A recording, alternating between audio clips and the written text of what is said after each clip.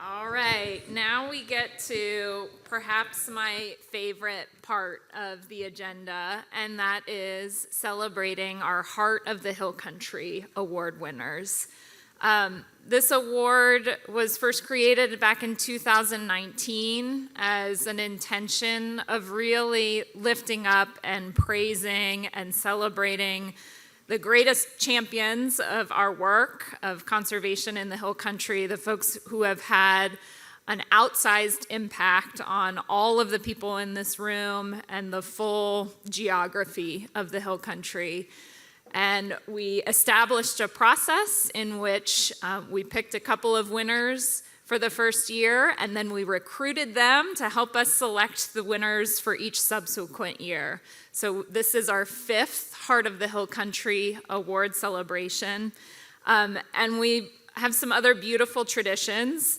The incredible art piece that JJ Prier creates for us each year is just the most beautiful award that I've ever seen presented, and so we're so proud to get to hand those over. Ira Yates also insisted on adding a hat component to our first year, and so our award winners will also receive a lovely sun hat for when they're out working in the field. I will say this year's honorees were the most intimidating to pick out hats for, so picking a hat for Steve Nelle just felt like a really big responsibility. And the other tradition that we've established is having previous winners come up and introduce this year's award recipients. And so I'm going to ask that Milan Michalec come up to the stage to do our first presentation. Milan is from the Hill Country Alliance Board of Directors. He's an elected representative on the Cow Creek Groundwater Conservation District and a previous Heart of the Hill Country winner. Milan, come on up.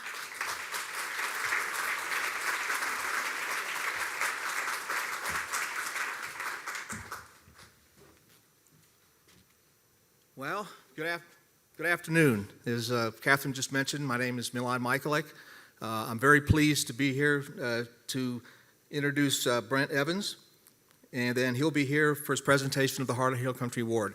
But something else that occurred to me as I'm listening to the speakers this morning, I heard reference to the baseball. Thank you, Steve. And I'm thinking back on a quote that Yogi Berra is famous for. Baseball is 90% mental, the other half is physical. So when you think about that, really think that through, and you come up to two themes: communication and boots on the ground. And that's what Brent is about.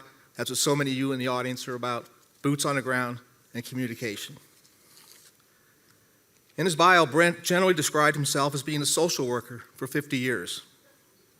Visiting with Brent last week, I learned that this 50-year anniversary could be traced to his time as a volunteer at the Ella Austin Community College Center, Center in San Antonio back in 1974. I also learned that Brent was in Denver, Colorado in April of 1970, where he attended the organizational meeting for the first Earth Day. What followed was a movement across the nation that resulted in landmark legislation. You may recall that in December of that year, that was the formation of the Environmental Protection Agency. It was authorized by Congress to manage environmental issues. Other activities would follow that simple day in April of 1970. As Brent told me, on a snowy day on the 22nd of May, all braved the cold to jam out with live bands and listen to speeches by state representatives, local ecologists, and conservationists. It was fun, and somehow felt like it would make a difference. And that's the prevailing theme of what Brent is all about. What was to follow was far from fun. If you ask him about it, he'll explain it to you. Still, this attitude to make the difference, but make it fun, guided Brent from the beginning of his social work. He found a way to bring nature to children by creating Green Man. Then he brought that character into life with a coloring book to release their creative sides. To support the Patrick Public Library Magical Mystery Tour a few years ago, Brent entertained participants with stories on the grounds of the Herf Farm. They learned how the namesake of the farm, Dr. Ferdinand Herf, performed cataract surgery on a local Apache of the Lipan Apache.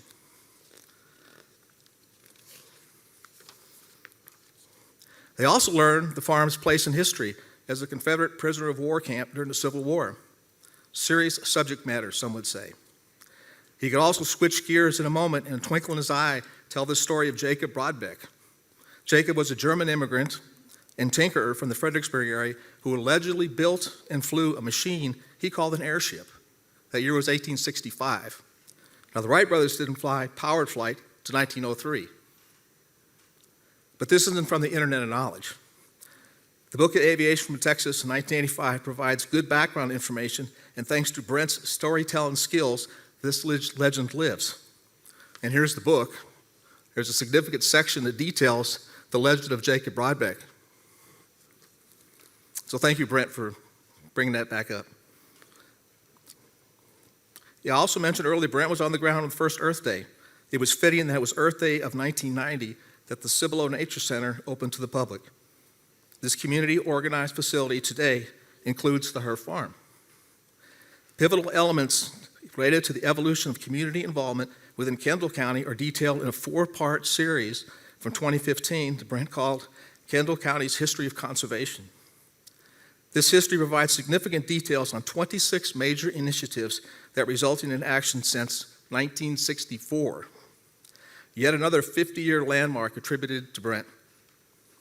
In his history of a central theme, he clearly underscores how the initiatives Brent recorded became reality. This is a lengthy record of protecting natural resources in the Bernie area and out into Kendall County, where after gradual recognition of what's needed, spirited citizen action followed. From that collection, I'll leave you with this view. According to Brent, it seems that the real environmental challenge is not technological or even logical. It's sociological. How do we get people to work with each other to come to the aid of an ailing planet? We can start by thinking globally, eating locally, and getting outside to play. Clearly, Brent is well deserved this recipient of the Heart of the Hill Country Award for 2024. Thank you, Brent.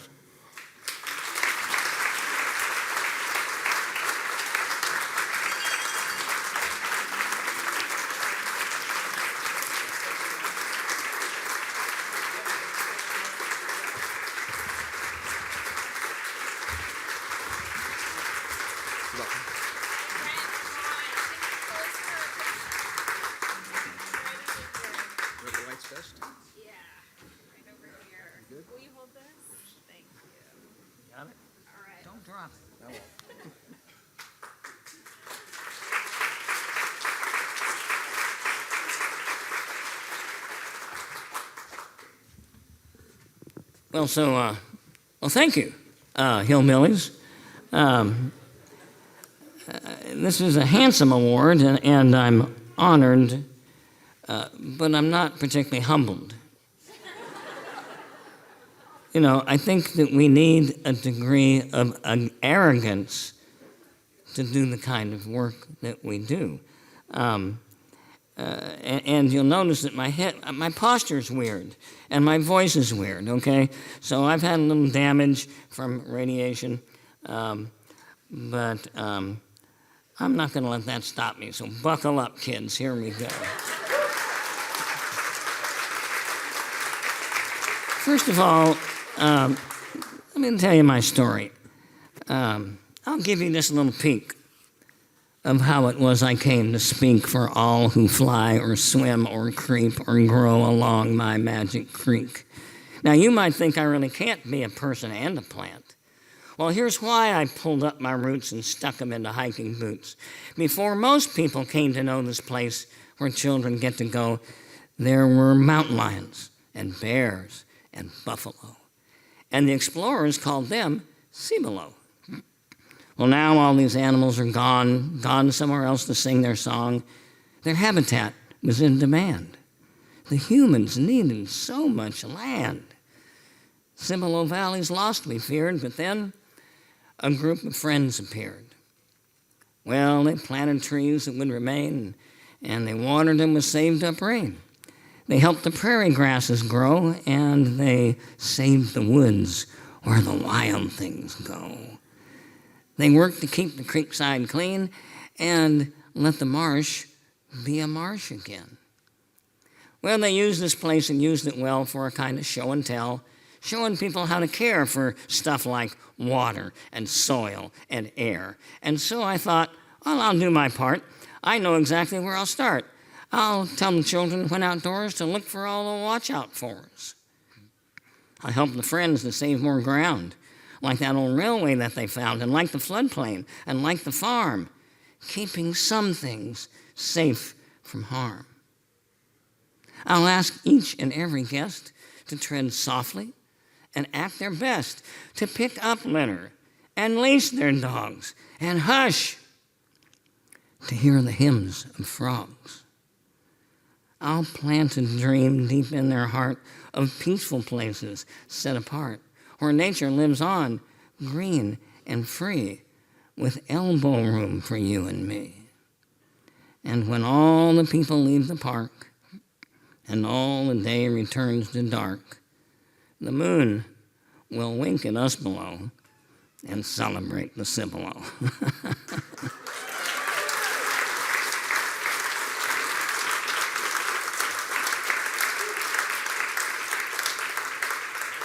Well, the brain still works anyway, you know. I need to recognize a few people. First of all, Carolyn Evans, my life partner and my director of operations. Where are you? Carolyn is the outgoing CEO of the Cibolo and becoming a senior advisor. Woo-hoo. And at the same time, our incoming Cibolo CEO is Tom Mingler. Tom, will you stand up and wave? Where's Tom? Now, Tom, his last position was president of St. Mary's University in San Antonio, and he decided to up his game and come to us. The Cibolo folks here, there's Mark Mason over there. He's the master of the Inspiration Garden, and if your gardeners want to swap lives, Mark's right there. And Bill Cannon over here is incredible cedar management character, where he doesn't just cut cedar, he sculpts it and trims it and creates trails and creates a canopy of magnificent cedar and grasses going underneath. Anyway, talk to Bill Cannon. Bill, would you wave your hand so they can see you? That's you right there. All right. And over there at that table, you'll notice there's a stack of books and a young woman named Lily Chipman. And Lily is the volunteer here, well, an intern really, and she's selling a book that I just wrote with John Freud. Now, this book is called Replenishing the Hills, and tried to do a few things with it. First of all, document the history of every darn conservation project I could find in the Hill Country. Secondly, document every organization I can find that operates in the Hill Country so folks can figure out who their partner could be when something comes up and they've got a project they want to do. And so it is a beautiful photography book, I have to tell you. In fact, people pick it up and say, what a beautiful book. And I say, well, read it, you know. So it tells the story of Prop A, for example. And speaking of Prop A, a few years ago in Kendall County, we were thinking about trying to get a bond issue passed for water resource land in a conservative county. And, the judge confides in me that when I would be waiting in his office, he'd be coming down the hall and the secretary would tell him, oh, Brent Evans is waiting in your office. He would have to decide whether to walk out the back door or go ahead on in and get it over with. So with that in mind, Katherine Romans enters the scene. And I'll tell you what, the commissioners are used to me. They see me coming, they know what I'm about. But you get an outsider that's got credentials, that's got information, that's got numbers, that's got experience, and can lay it out in a really eloquent, succinct manner. Holy smoke. Home run, Katherine. Anyway, HCA and Katherine, instrumental in passing Prop A for $20 million for water resource land. Katherine.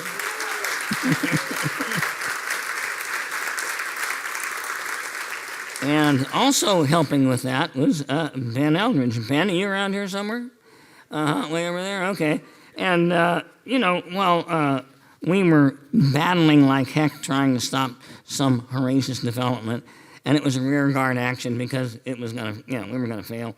But in the meantime, behind the scenes, Ben was working with city staff, and he was able to get put into, local ordinance, the most environmentally protective unified development code in the state, including low impact development ordinances. Strong stuff, good stuff, and thank you, Ben, for that work.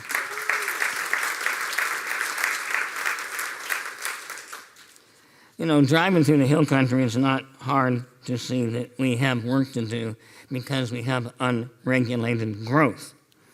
And unregulated growth leads to real estate anarchy, which means it's destructive to sensitive habitats, as well as to property values of residents and quality of life.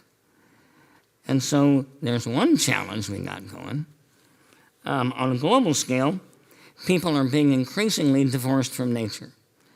The average prisoner in the United States gets 2 hours outside every day, and the average school child gets 10 minutes. There's something wrong going on with our society. We're divorced from nature. We've been put in boxes. And then look at climate change.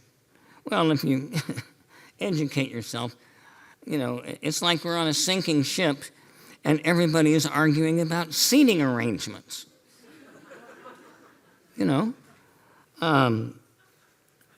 Calmly going about our little lives or our little wars. And meanwhile, over in the horizon, storm is coming. So what can we do? Well, I like the words of Clarissa Pinkola Estes, which are, mend the parts of the world that are within your reach. Mend the parts of the world that are within your reach. So what that book, I hope, does is illustrate how so many people in the Hill Country have been doing just that. It's good work. And when you do good work, I think the other important thing is to recognize it. Recognize it. And don't be afraid to talk about climate change. Every chance you get. If you can vote, if it seems like it's an uncomfortable, conversation, well, poor baby. It's time that people get uncomfortable, and I know it's hard. And I don't think we need to be belligerent. I think we can temper our arrogance with the sense that, here's what I've learned, and I'm worried. And here's what I'm doing about it. I'm doing good work where I can. But again, I think it's so important to recognize each other's good work. This is great, you're recognizing me. Thanks a lot. But with my lack of humility, I probably don't need it, right? But with each other, and also it's important to talk about your own good work. Will Rogers said, "If you've done it, it ain't bragging." Okay, there's an African American saying that it's a sorry dog that won't wag his own tail. All right? So I suggest that when you guys get together for happy hour and whatever, that tell your stories. Tell your stories. And I'll bet you we'll end up seeing a lot of tails wagging in that hour. Now, when we were in Japan, we were at, it was the Honen Temple in Kyoto, a Buddhist temple, and Kajita, the habitat of the monastery, was listening to us do a presentation about nature centers. And the mission of nature centers is to help connect people with nature.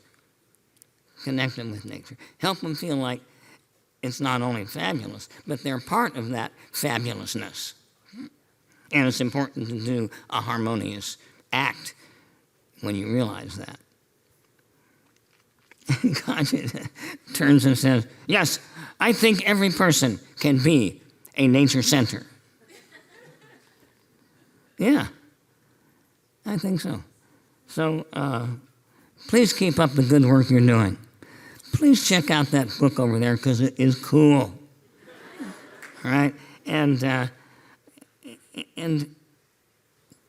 be a nature center. Thank you.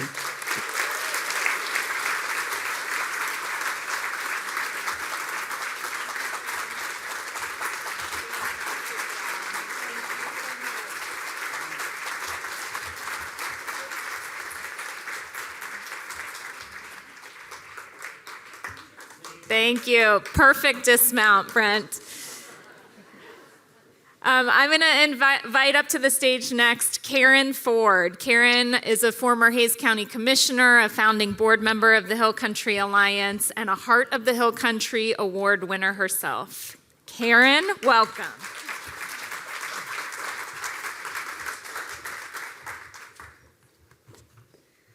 Thank you, Katherine, and everybody for being here. Hello. It is my distinct privilege to be able to introduce Steve Nelle again today and to recognize the significance of his life's work and in Texas and especially across our hill country.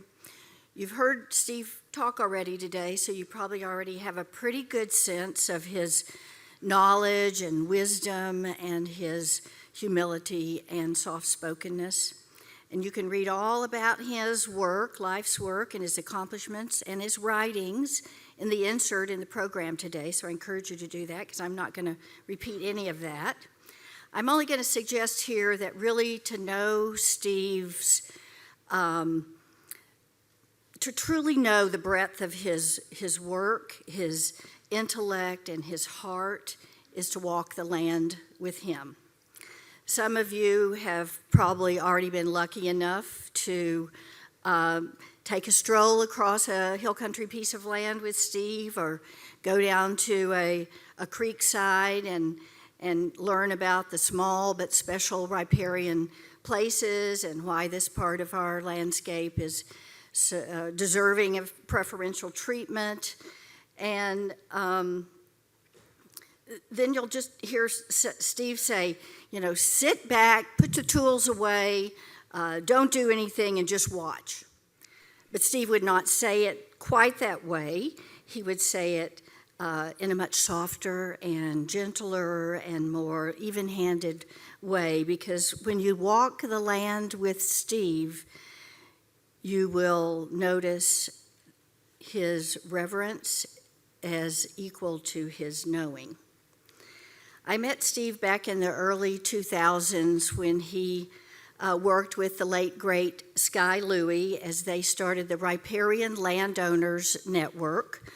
And they gathered small groups of neighbors and ranchers and landowners together in living rooms and small ramshackle barns.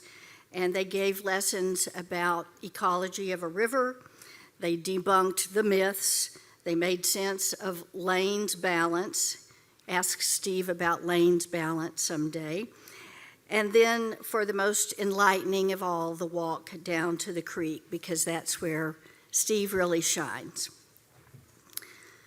I had the opportunity to visit recently with a couple folks who have walked land many, many times with Steve, both David Langford, who wrote the foreword in Steve's new book, and Daniel Oppenheimer, who you've met today, HCA's awesome land program director. So I'd like to share a few of the reflections on what they had to say about what it is to know and learn from Steve. And I've said, you know, we all know he's a very humble and modest man, and so these accolades and probably making him a little bit comfortable right now, but I'm going to ask that Steve forgive me for making him squirm in his seat just a little bit more. So following are the words and reflections from David and Daniel, who shared with me about their friend and their mentor, Steve Nelle. He is honest, he is kind, straightforward, funny, factually, intellectually curious, inspiring. He may be one of the smartest persons in the room. He's a constant learner and an active listener. Soft-spoken, spiritual. Steve is a damn good writer and a gifted teacher. Steve is my mentor, Daniel said, and I know he was an important mentor to Sky Louie too. Steve's clients have become shining examples of exemplary land stewardship. Many of the Texas Land Steward Award winners for the state have walked their land and learned from and put into practice what they learned from Steve Nelle. He's a natural teacher. He doesn't force his views. The way he shares information, people learn without knowing it. Through a simple conversation, Steve makes you think about things, and almost by osmosis, as if it's part of your own knowledge base. Make it their own idea, he said. It's hard to go anywhere in the hill country, natural resources world that has not been touched by Steve Nelle in some positive way, shape, or form. His contributions to HCA are huge. He's been a partner, a presenter, provided advice and feedback on educational materials all along the way. He is the author of Your Remarkable Riparian Owner's Manual. If you haven't seen this, it's part of their Remarkable Riparian Plant Guide, a great tool for landowners as well. He was a major contributor to HCA's Pedernales Landowner's Guide, and don't miss the lessons from Leopold, they were coming out soon. So if you've ever seen a photo of a sawgrass or a button bush or another riparian or upland plant, and there was a white straw hat next to it that showed, size or scale, you can bet that that was Steve Nelle's hat. So I think now it's time to take off our hats and put our hands together and thank Steve Nelle for being our Heart of the Hill Country this year.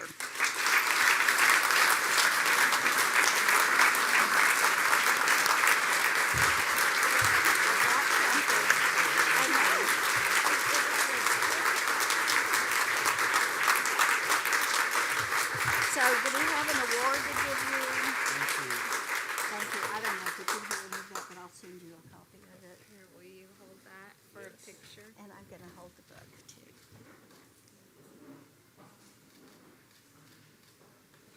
Thank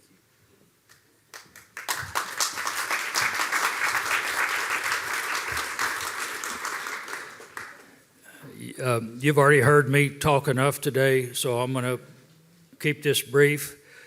And my primary emotion right now is one of gratitude and thanksgiving. Thank you for, you know how to make an old guy feel special.